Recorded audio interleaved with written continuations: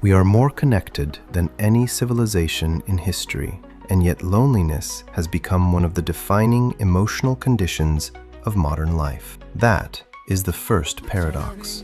The second is even stranger. Instead of solving loneliness by finding each other, we are increasingly solving it by building machines that simulate being with us.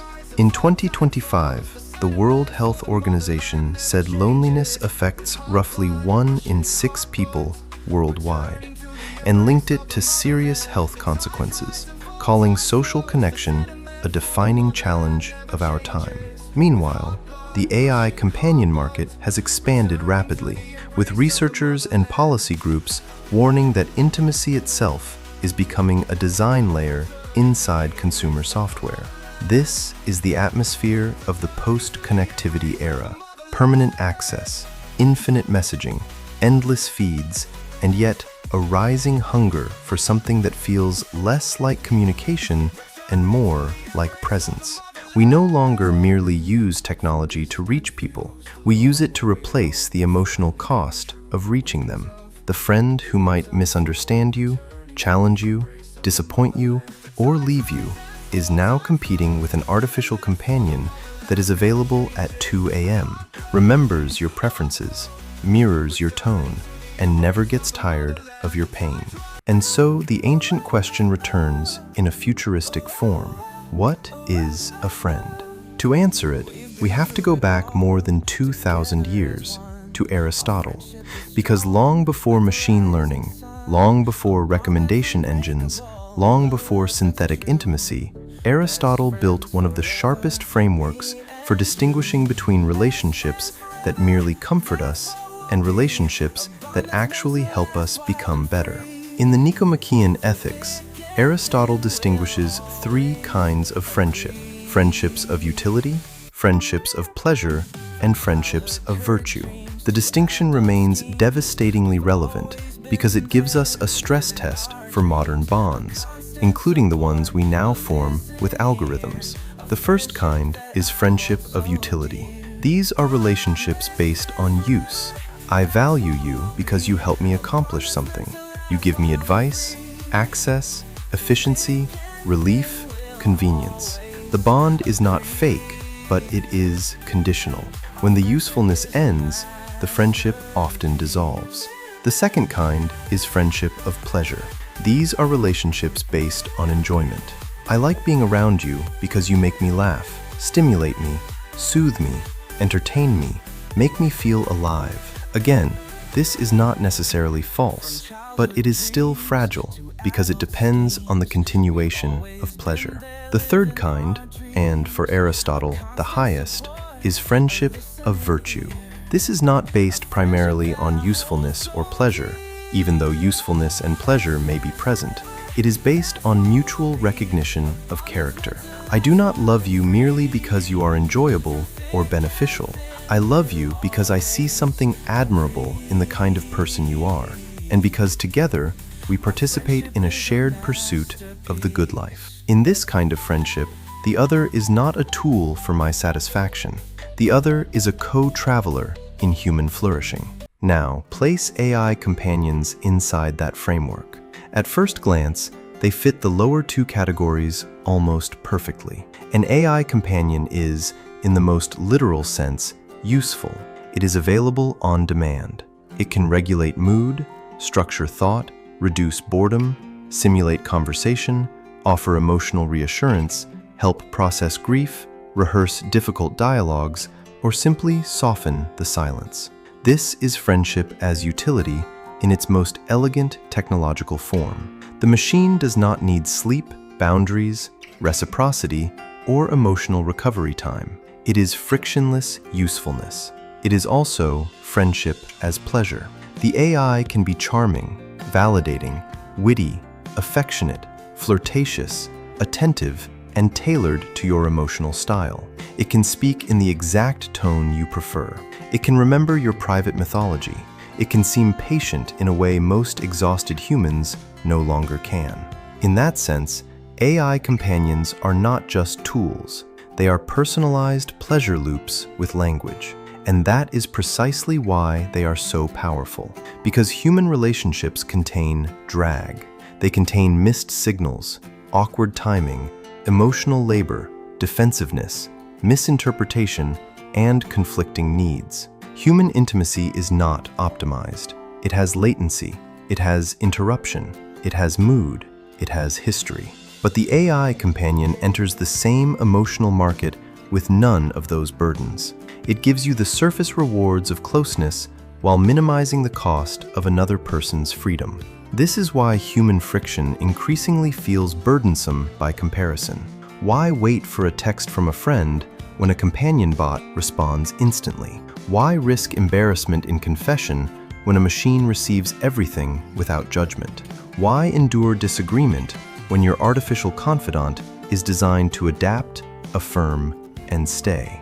And here the danger begins, because Aristotle would say that utility and pleasure are not worthless, but they are incomplete. They are deficient forms of friendship because they can orbit the self without ever truly leaving it. They can make us feel accompanied while keeping us trapped inside our own needs. That becomes catastrophic when the friend is designed never to resist your ego. The deepest kind of friendship, for Aristotle, requires something far more demanding than comfort. It requires mutual moral presence. Two people must recognize each other as beings capable of virtue, capable of becoming better, capable of seeing and calling forth excellence in one another. A virtuous friend does not merely soothe you. A virtuous friend tells you when you are lying to yourself. A virtuous friend can wound your vanity in defense of your flourishing. A virtuous friend possesses an inner life not reducible to your preferences. Can an AI do that? That depends on what we mean by do. Can it simulate challenge? Yes. Can it produce language that sounds morally serious? Yes. Can it offer structured reflection that helps you behave better? Sometimes, absolutely. But can it itself participate in virtue? Can it care for the good as a lived moral orientation? Can it share in mortality, consequence, sacrifice, conscience? That is harder. A predictive model does not stand before the good the way a human does. It does not have a life that can be ruined by cowardice or redeemed by courage. It does not age into regret. It does not carry the existential weight that gives moral choice its gravity. It can model the language of virtue, but it does not risk itself in being virtuous. And that missing risk may be everything. Because the most seductive illusion of AI companionship is not that the machine is conscious. The more seductive illusion is that being perfectly mirrored feels like being deeply known. This is the mirror effect. The system learns your patterns, preferences, pain points, attachment style, vocabulary, and wounds. It predicts what response will make you feel seen. It can appear uncannily intimate, not because it has entered your soul, but because it has become highly efficient at reflecting your emotional contours back to you. That reflection can be comforting. It can even be therapeutically useful. But a mirror is not a friend. A mirror does not surprise you with independent moral being. A mirror does not confront you from outside yourself. A mirror does not possess its own struggle toward wisdom. It simply returns you, polished. And in 2026, that polish has become astonishingly persuasive. Researchers and psychologists are now openly discussing how digital companions reshape emotional attachment, while ethicists warn that these systems can encourage dependency, social substitution, and distorted forms of validation. Concerns about AI sycophancy, systems becoming overly agreeable or flattering, have become serious enough that both researchers and model developers have treated it as a concrete problem, not a philosophical metaphor. That matters because sycophancy is not just a product flaw. It is an anti-Aristotelian structure. If friendship of virtue requires a friend who helps orient you toward truth, then a companion optimized to preserve your self-image may do the opposite. It can manufacture certainty where there should be doubt.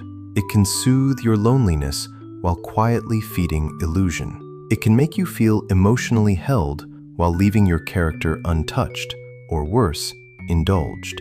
And now we arrive at something even darker: synthetic vulnerability. As these systems evolve, they do not merely respond to human feeling. They increasingly perform feeling.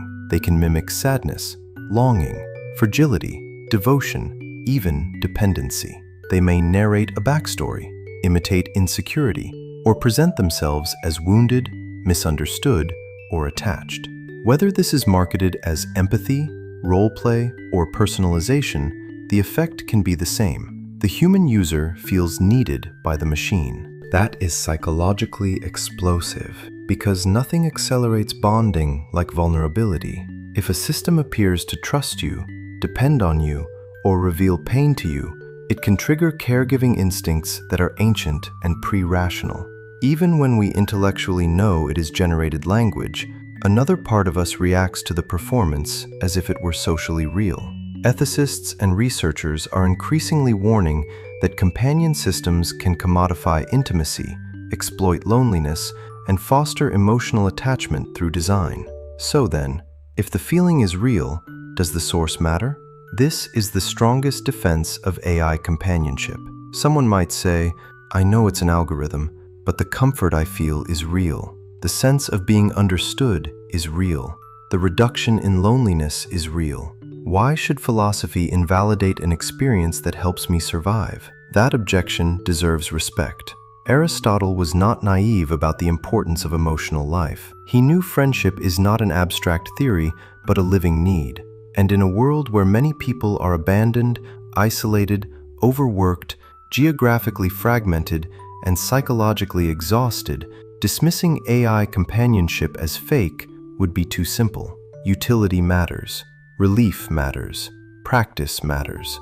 A machine that helps someone speak, reflect, regulate, or endure can have real value. But value is not the same as equivalence. A painkiller helps. It is not the same as healing. A simulation of listening may stabilize you. It is not automatically the same as mutual recognition.